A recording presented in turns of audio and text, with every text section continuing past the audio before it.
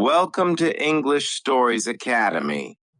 This is the story of a boy who grew up in a dangerous neighborhood, surrounded by crime, drugs, and violence. A boy raised by a single mother who struggled every single day to give her son a better life. A boy who was told, "You're not good enough. You don't look like a star. You'll never make it." But that boy didn't stop. He didn't quit. He didn't give up. Instead, he became the face of one of the biggest films in history, Titanic. He became an actor who would dedicate his entire soul to every role he played. He would win an Oscar. He would stand on stage at the United Nations, not to promote a film, but to fight for the planet. He would become a global icon, not just for his fame, but for his heart, his focus, and his vision. So if you want to learn English, if you want to improve your listening skills, and if you want to feel truly inspired, stay with me till the very end. This is not just a story. This is a journey.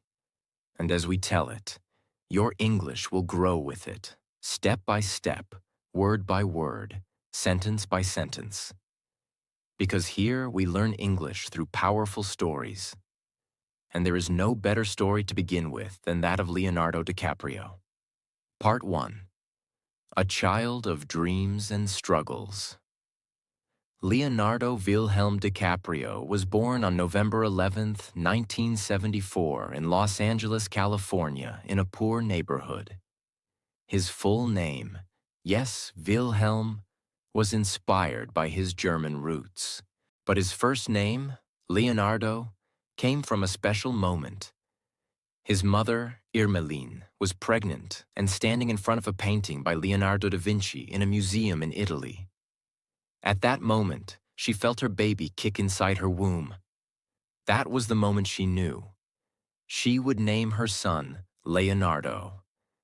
He was born to Irmelin Indenberken, a legal secretary, and George DiCaprio, an underground comic book artist and distributor. His parents were passionate, creative people, but their relationship didn't last. When Leonardo was just 1 year old, his parents separated. His father moved out, and Leonardo stayed with his mother. But here's what makes the story powerful. Even though his parents were no longer together, they both stayed involved in his life.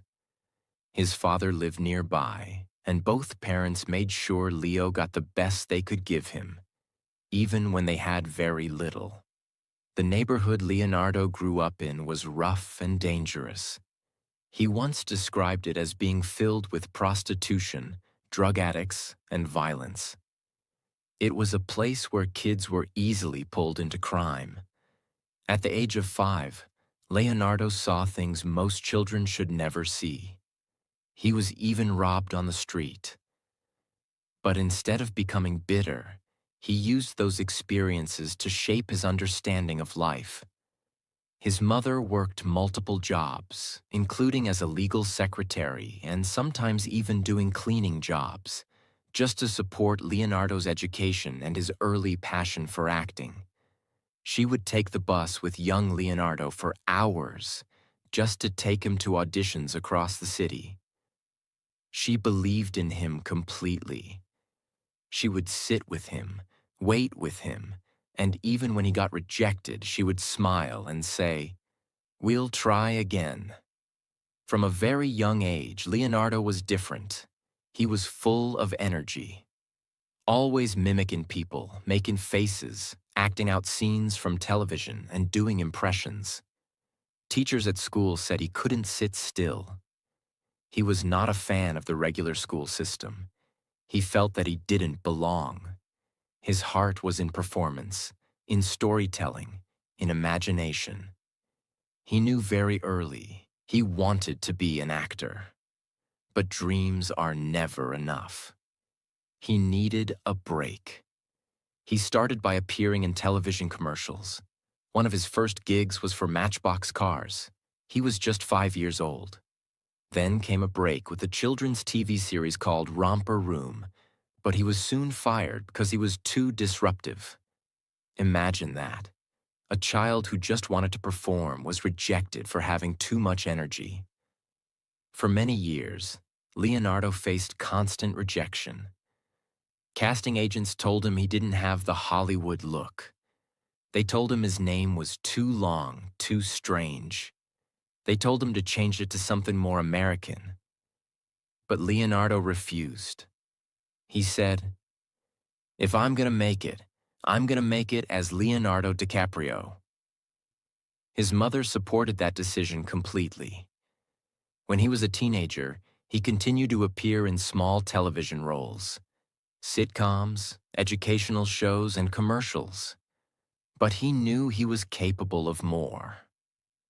At the age of 17, Leonardo got his first big role in a TV show called Growing Pains. His performance caught the eye of producers and critics. He was still young, but his intensity, emotion, and natural talent made people take notice. But Leonardo was just getting started. He was about to prove to the world that he was not just another pretty face, not just a young actor from TV. He was about to dive into roles that would shock everyone. Roles that would show just how deep, committed, and brilliant he truly was. Part 2. The Rise, from TV teen to serious actor. After his appearance in Growing Pains, Leonardo was finally starting to get attention in Hollywood. But he wasn't satisfied. He didn't want to be just a teen heartthrob. He didn't want to be famous for his smile or his hairstyle. He wanted to be great. He wanted to prove himself as a serious actor, someone who could transform, feel deeply, and play roles that challenge the audience. At just 18 years old, Leonardo got the opportunity that would change everything. He was offered a role in a film called This Boy's Life, 1993. The film was based on a true story. It was about a teenage boy who lived with an abusive stepfather. The role was intense, emotional, and very difficult. But what made this opportunity even more incredible was the man playing the stepfather, Robert De Niro. Robert De Niro wasn't just any actor. He was a legend. A man known for powerful roles in movies like Taxi Driver, Raging Bull, and The Godfather Part 2. For Leonardo, acting alongside De Niro was both terrifying and exciting. He knew this was his chance. If he could stand tall in front of a legend, the world would finally take him seriously.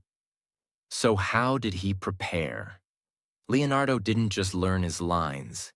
He studied the entire script. He thought about his character's life, his pain, his anger, his fears. He would sit alone for hours, imagining himself as that boy. When the camera started rolling, Leonardo gave everything. His scenes were full of emotion. He wasn't just acting, he was living the role. De Niro was impressed. So were the critics. Suddenly, Hollywood wasn't talking about a teenage boy from Growing Pains. They were talking about a real actor, a young man with raw, natural talent, a performer who could go deep into the soul of a character. But Leonardo wasn't finished. He was just warming up. That same year, he took on another challenging role in a film called What's Eatin' Gilbert Grape, 1993. This time, he played the role of a mentally disabled boy named Arnie Grape, living in a small town with his brother and overweight mother. The main character, Gilbert, was played by another young actor named Johnny Depp, who was already quite famous. But when the film was released, all eyes turned to Leonardo. His performance as Arnie was unbelievable. He studied children with disabilities, watched their body language, listened to how they spoke, how they moved, how they smiled, how they struggled. He didn't try to imitate a disability. He tried to understand it. He showed Arnie as a person with feelings, dreams, and joy, not just as a medical condition.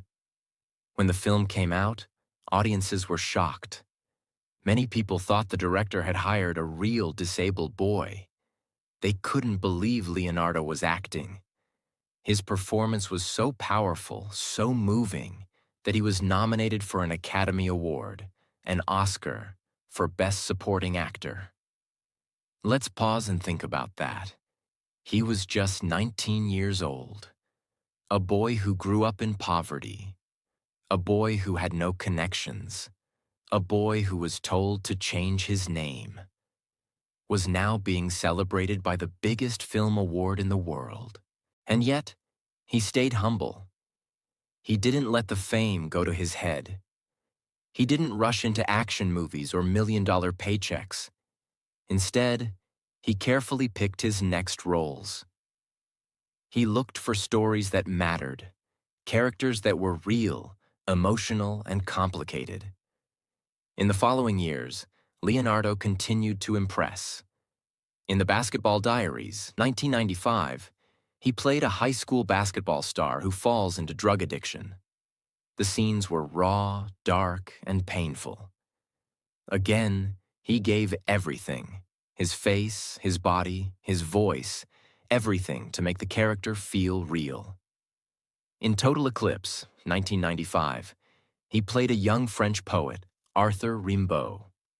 It was a controversial role because it explored the poet's complex romantic relationship with another man.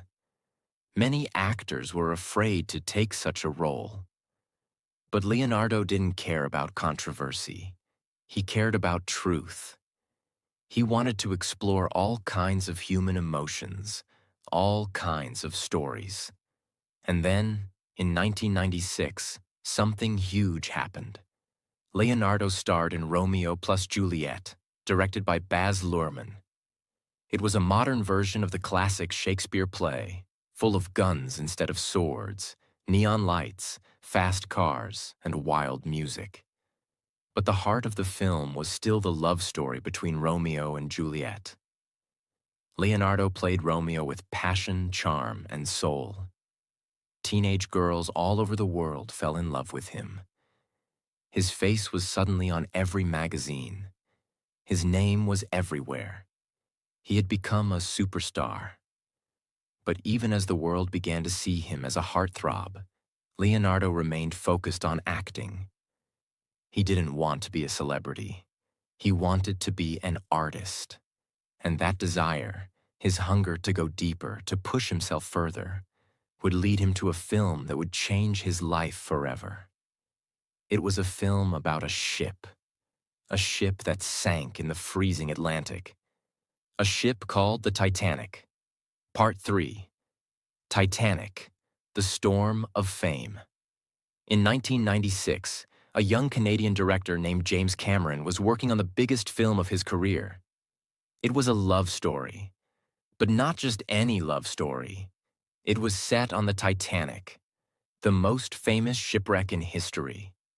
The Titanic was a real ship. In 1912, it sank in the North Atlantic Ocean during its first journey. Over 1,500 people died. It was one of the most tragic and shocking disasters of all time. But James Cameron wasn't just interested in history. He wanted to tell a story that felt alive, a love story that would touch millions. He needed two people, a young woman and a young man, to play the lovers from different worlds. He had already chosen the actress, Kate Winslet, a talented British star. She was perfect to play Rose, a rich girl trapped in a strict, unhappy life. Now he needed a Jack, the poor artist, the free spirit, the heart of gold. Many actors auditioned. Some were more famous, some had better muscles, some had movie deals waiting. But when Leonardo DiCaprio walked into the room, everything changed. He didn't act like Jack. He was Jack. He had that spark, that smile, that sadness in his eyes, that fire. He was funny, brave, romantic, real. James Cameron saw it instantly. Kate Winslet saw it too. She said later, "He was the only actor who could make you believe that a girl like Rose would leave everything for him." But Leonardo had doubts. He didn't want to be just a pretty face in a romantic movie. He was worried about fame. He had seen what fame could do. It could destroy people. It could eat them alive. He wasn't sure if he was ready. James Cameron pushed him. "This movie will change your life," he told him. "But you have to trust me." And Leonardo did. The shooting of Titanic was not easy. It was brutal. The budget was huge. Over $200 million, which was the most expensive film ever made at that time. The sets were massive. The ship was rebuilt piece by piece. The water was freezing. Days were long.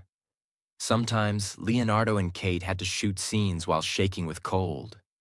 Sometimes they stood in wet clothes for hours. But Leonardo never gave up. He treated the role with full honesty. He didn't play Jack as just a charming boy. He showed his passion, his courage, his kindness, his sadness. He gave Jack a soul. When the film finally came out in December 1997, no one was ready for what happened next. The world exploded. People didn't just like Titanic, they were obsessed.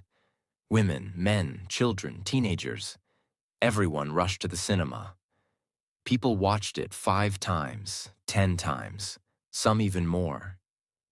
In some cities, fans cried outside theaters because tickets were sold out. And at the heart of it all was Leonardo. He was no longer just a famous actor. He had become a global phenomenon. Posters of him as Jack were on bedroom walls in Japan, India, Brazil, Egypt, Italy, everywhere. His hair, his eyes, his smile.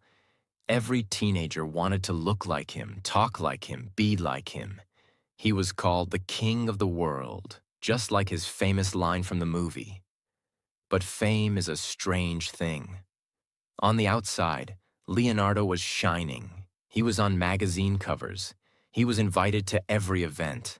He was making millions. But inside, he was overwhelmed. He couldn't walk outside without being followed. He couldn't eat at a restaurant without crowds. He couldn't even go to the bathroom in peace. Cameras were everywhere. People screamed when they saw him. Some even cried or fainted. Every moment of his life was watched. He started to feel trapped. He once said, "Fame after Titanic felt like a little prison. It was no longer about acting. It was about surviving the noise." Reporters asked about his love life, not his roles. Tabloids wrote lies. Paparazzi followed him day and night. But the biggest pain? He didn't get an Oscar nomination for Titanic. Even though the movie won 11 Oscars, even though it became the biggest film of all time, even though he gave a beautiful performance, Leonardo was ignored by the Academy. He was heartbroken. He didn't say it publicly, but people close to him knew. It hurt him deeply. He had worked so hard, pushed so far, and the one thing he truly wanted, recognition as a serious actor, was taken from him. So what did he do? He disappeared. For a while, he avoided big roles. He took time off. He focused on art, on life, on nature. He traveled, he read, he thought. And when he came back, he didn't choose another blockbuster. He chose films that were different. Films with soul, like The Beach, 2000. A story about searching for paradise. Like Catch Me If You Can, 2002. A fast, clever film based on a true story. He stepped back. He started reading more scripts, not just looking for fame, but searching for stories that had depth, complexity, truth. He began to say no to big studios. He rejected romantic roles. He stopped attending every red carpet event. Instead, He surrounded himself with people who could challenge him. This was the moment Leonardo made one of the most important decisions of his career. He teamed up with someone legendary, a man who had worked with Robert De Niro, Joe Pesci, and many of the greatest actors in history. That man was Martin Scorsese. Martin Scorsese was already a master. Known for films like Taxi Driver, Raging Bull, and Goodfellas, he was famous for his raw, gritty, powerful storytelling. But at that time, he was looking for a new kind of actor. Someone young, but serious. Someone who could bring emotion, intelligence, and fire to the screen. Their first film together was Gangs of New York, 2002. It wasn't an easy movie. It was violent. It was intense. It was set in the 1800s during a brutal period in New York's history. Leonardo played Amsterdam Vallon, a young man who watched his father get murdered and now wanted revenge. He had to act opposite Daniel Day-Lewis, one of the most respected and intense actors in the world. Day-Lewis was known for completely becoming his character, living, breathing, and thinking like the person he played. Some actors might have felt scared, nervous, or small beside him. But Leonardo didn't flinch. He stepped into the fire, gave it everything, and stood tall. He studied history, worked on his accent, trained with experts, and stayed in character. On set, he didn't act like a star. He acted like a student, hungry to learn, ready to grow. Audiences saw a new Leonardo. He wasn't just charming anymore. He was dangerous, powerful, layered. He had transformed. In 2002, Leonardo also starred in Catch Me If You Can, directed by Steven Spielberg. It was based on a true story of Frank Abagnale Jr., a young con artist who pretended to be a pilot, doctor, lawyer, all before the age of 21. It was a fun, fast, stylish film. But under all the fun, there was pain. A boy running from a broken home, a boy trying to make his father proud, a boy hiding behind lies because the truth hurt too much. Leonardo brought all of that emotion to the screen. His smile lit up the film, but his eyes told the real story. Audiences loved him again. But this time, it wasn't just for his looks. It was for his performance, his honesty, his courage. Then came The Aviator in 2004, perhaps the most demanding role of his career up to that point. He played Howard Hughes, a real-life billionaire, inventor, filmmaker, and airplane lover who slowly lost his mind to a condition called OCD, obsessive-compulsive disorder. This role required more than acting. It required pain. Leonardo didn't just read about OCD, he studied it deeply. He talked to doctors, read books, and even locked himself in rooms for hours to feel the anxiety, the fear, the obsession. He wanted to understand what it was like to be trapped in your own mind. He changed his voice, his posture, his movements. In one scene, he sits naked in a theater, repeating the same line again and again, shaking, sweating, breaking down. It was haunting. It was brave. It was unforgettable. And finally, the Academy noticed. Leonardo was nominated for Best Actor. He didn't win, but it didn't matter. The world now saw what he had always believed. Leonardo DiCaprio was not a teen idol. He was a serious, powerful, committed actor. In 2006, Leonardo gave not one, but two outstanding performances. First, in Blood Diamond, he played a diamond smuggler in war-torn Africa. His character was rough, selfish, dangerous, but slowly, he finds a conscience. Leonardo trained with African soldiers, practiced the South African accent for months, and even visited war zones. His performance was raw, emotional, unforgettable. He earned another Oscar nomination. In the same year, he reunited with Scorsese for The Departed, a dark crime thriller set in Boston. He played an undercover cop hiding inside a violent gang, risking his life every second. That film won Best Picture. It was one of Scorsese's biggest hits. And Leonardo's performance? Explosive. You could feel the stress in his body, the panic in his eyes, the fear in every breath. Many say he should have won the Oscar right then. But once again, he was nominated, not awarded. By now, Leonardo had built something rare in Hollywood. He was no longer just an actor. He had become a symbol of quality. If Leonardo DiCaprio was in a movie, people knew it would be meaningful.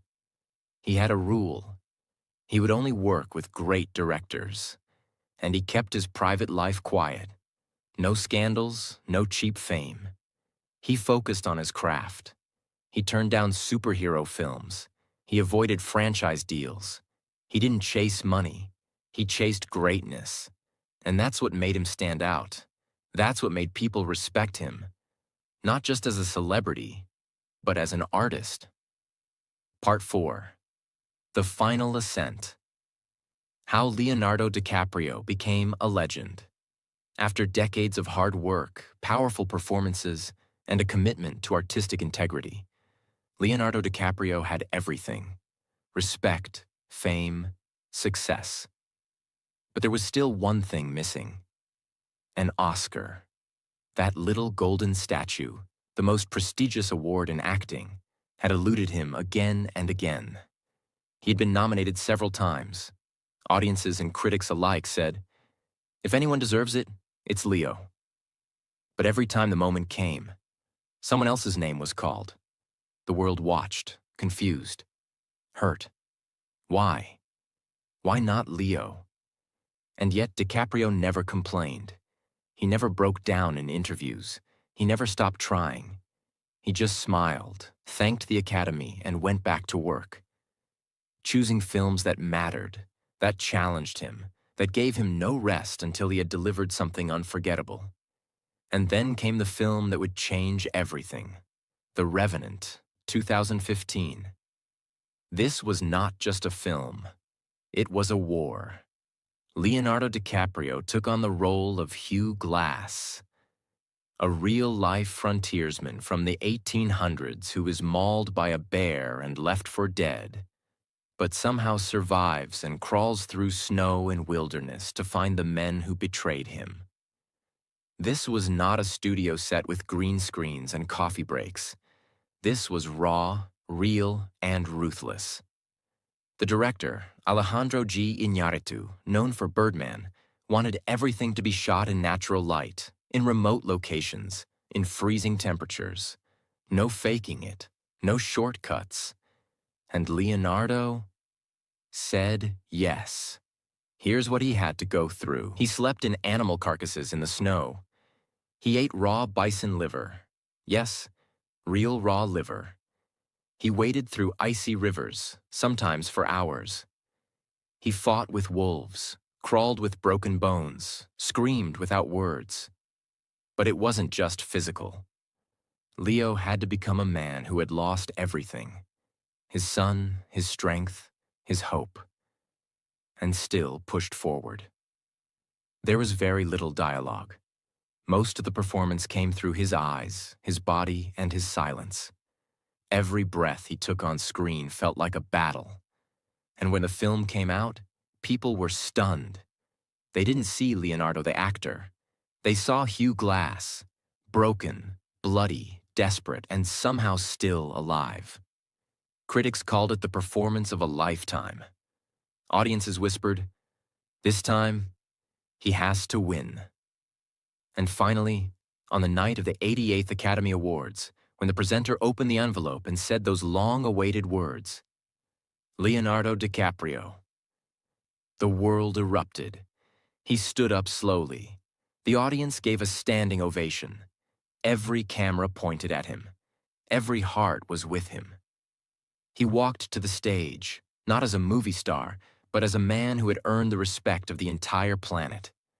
And when he held that Oscar in his hands, he didn't make the moment about himself. He didn't cry. He didn't boast. Instead, he spoke about something much bigger. He said, "Climate change is real. It is happening right now. It is the most urgent threat facing our entire species. Let us not take this planet for granted. I do not take this night for granted." Because by now, Leonardo wasn't just an actor. He was an activist, a philanthropist, and a voice for the Earth. He had started the Leonardo DiCaprio Foundation, which supports environmental causes, protects endangered animals, fights global warming, and educates people about saving the planet. He used his fame not just for films, but for change. After winning the Oscar, Leonardo could have slowed down, but he didn't. He kept working with brilliant directors. In Once Upon a Time in Hollywood, 2019, directed by Quentin Tarantino, he played an aging actor trying to stay relevant. It was funny, emotional, and deeply personal. In Don't Look Up, 2021, he played a scientist warning the world about an incoming comet. The film was a clever metaphor for climate change, something he passionately speaks about. He also started producing films and documentaries, not just starring in stories, but creating them. He met world leaders, spoke at the United Nations, walked at climate marches, donated millions to save forests, oceans, and animals. He proved that fame is not just a gift, it's a tool, and you can use it to build something beautiful, something that matters. So, who is Leonardo DiCaprio, mas really? He is a child from a poor neighborhood in Los Angeles, a teenager rejected by many because of his look and name, a young heartthrob who refused to be trapped by his beauty, a man who chose art over fame, depth over glamour, an actor who gave his entire body, mind, and soul to every role, a human being who chose to fight for the planet instead of just enjoying luxury. He is not perfect. He has made mistakes. He has had relationships that didn't work out. He has been criticized for his lifestyle, but he never claimed to be flawless. What he did, and continues to do, is strive, grow, try, and inspire. As we come to the end of this unforgettable journey, let's take a moment to step back and truly understand what Leonardo DiCaprio's life teaches us. He is not just a Hollywood icon. He is not just the man from Titanic. He is not just someone with a handsome face and global fame. Leonardo DiCaprio is a symbol of patience, of purpose, of progress. Today, his net worth is estimated to be over $300 million. He owns beautiful homes, luxury cars, a private island. But that's not what makes him rich. What makes him rich is how he never gave up on his dream. Lessons from Leonardo's life. 1. Believe in your dreams, even if others laugh. When Leonardo was just a young boy in a small apartment, people told him he'd never make it. His name was strange. He was rejected many times, but he believed in himself when no one else did. 2. Don't let success trap you. Let it push you. After Titanic, he could have taken the easy path, but he didn't. He rejected fame's comfort and chose the difficult road, the road of great storytelling and meaningful characters. 3. Failure is not the end. It is fuel. He lost the Oscar again and again, but he didn't give up. He didn't blame anyone. He worked harder. And when his time came, the world stood up and clapped for him. 4. Use your voice for something bigger than yourself. Even with money and fame, Leonardo didn't forget his responsibility. He fights for climate change. He supports wildlife. He speaks for the earth. Because success is not just about what you achieve. It's about what you give. 5. Never stop evolving. He's no longer just an actor. He's a producer, a philanthropist, a global voice. He's proof that growth never ends. And now, to you, the listener. Maybe you are sitting in a small room today, doubting your dreams. Maybe people laugh at your goals. Maybe life has pushed you down again and again. But remember this: Leonardo was once a boy like you, like me, like us. No connections, no fame, no guarantees. Just a dream, a deep belief, and a fire in his heart. And that was enough. So never give up. You don't need to be born great. You just need to start. Study, work, improve your English, speak with confidence, chase your passion, because you never know who's watching. And you never know how far you can go until you try. Your Oscar moment will come. And one day, people will tell your story. Just like we told his. Until then, keep moving. Keep believing. Because the world is waiting for you. Like, share, and subscribe to our channel.